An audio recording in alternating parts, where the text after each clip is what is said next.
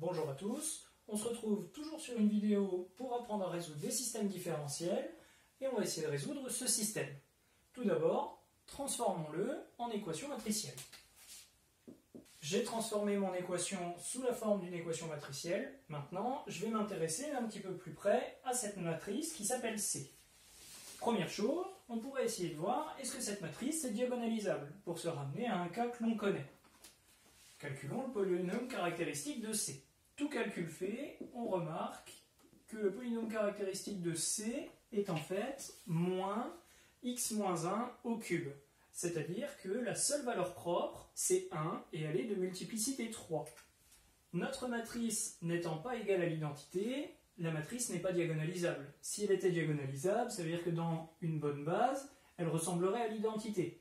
Si vous multipliez par P et par P-1 de chaque côté l'identité, vous allez obtenir l'identité. C n'étant pas l'identité, cette matrice n'est pas diagonalisable. On sait que le polynôme caractéristique est en particulier un polynôme annulateur. Ainsi, C moins l'identité, si je l'élève à la puissance 3, ça va me donner 0. On sait donc que C moins l'identité est une matrice nilpotente. On peut avoir envie d'écrire C comme étant C moins l'identité plus l'identité.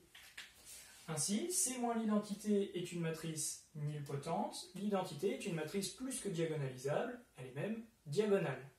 J'ai ainsi créé la décomposition de Dunford de la matrice C.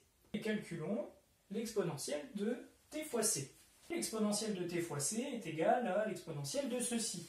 Je vous rappelle que c moins i est une matrice nilpotente et que ici j'ai affaire à une matrice diagonalisable, même diagonale. Ces deux matrices commutent, l'identité commute avec tout le monde, c'est donc égal à exponentielle de t facteur de c moins i fois exponentielle de t fois l'identité.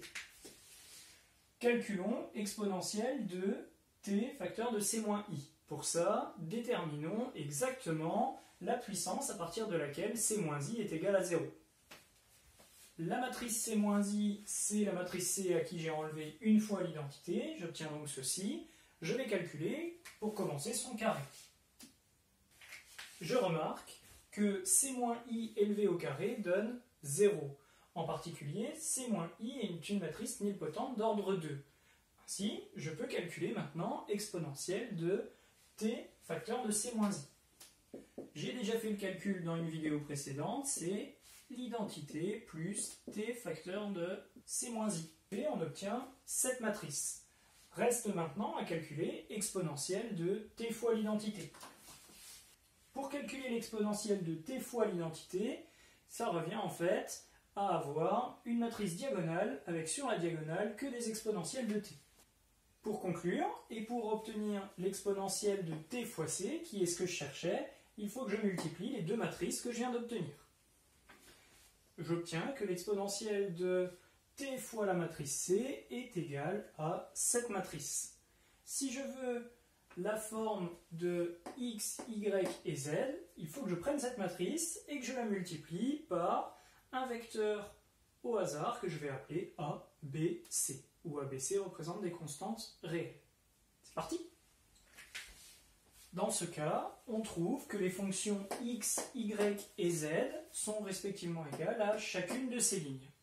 Je vous rappelle, bien évidemment, apparaissent ici des constantes a, b et c qui sont en fait des nombres réels. Si vous cherchez à déterminer qui sont les valeurs de a, b et c, c'est que dans ces cas-là, vous avez en plus une condition initiale. Donc, en utilisant la condition initiale, sur les fonctions x, y et z, vous allez pouvoir déterminer les valeurs de a, b et c.